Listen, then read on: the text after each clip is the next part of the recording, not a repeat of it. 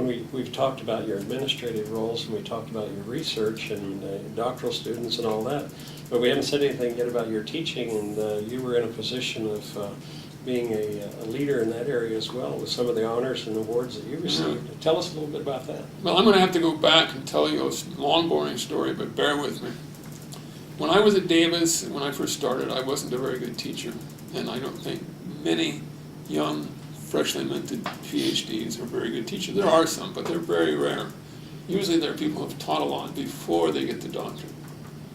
And I had this young woman who was one of my advisees. And at Davis, you get them when they're freshmen, and you keep them for 4 years, unless they decide to fire you. Well, I had this same young woman as my advisee for 6 years, 4 years for a baccalaureate and 2 years for a master's degree. And I learned a lot from her. And then after she was working on her master's degree, she went to work for the State Department of Water Resources, with whom I was already consulting.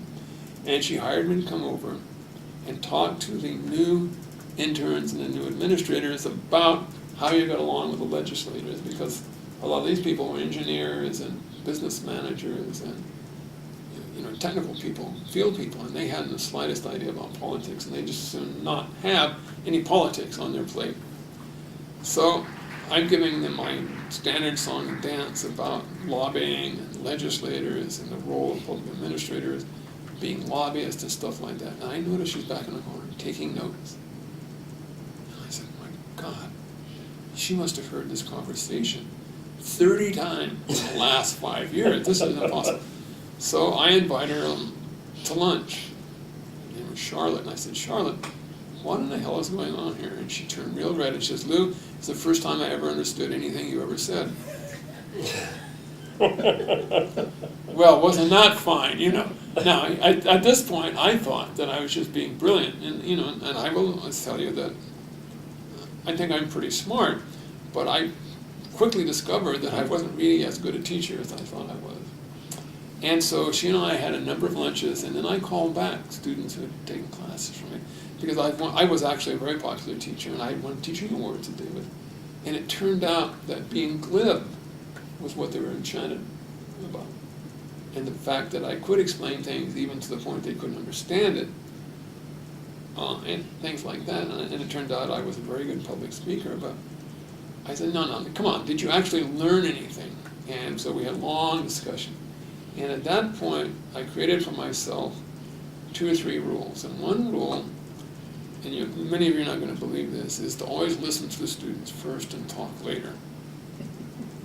And that's a hard rule for me, but it worked. And sometimes it was painful for me and the students, because I would say something, or I'd put something on the board, a discussion question, and I wouldn't say a word until the students started talking about it. And those minutes would tick away slowly. The second rule I had was that I would now try to customize every class so that the least capable student would actually learn something. And the third thing I would do is I would make them write.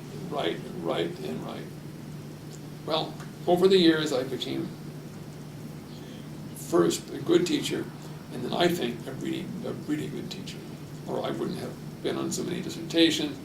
I won teaching awards every place I've been, at every level you can imagine, including a lifetime award as the best teacher in public administration nationally. Wonderful. Very proud of that. Wonderful. Yeah. But I wouldn't have won it in 1968. I'll tell you that. So this woman actually changed my life. But I'm smart enough to have figured out that she changed my life, and I thanked her for it and so forth. She was very embarrassed, but it worked out.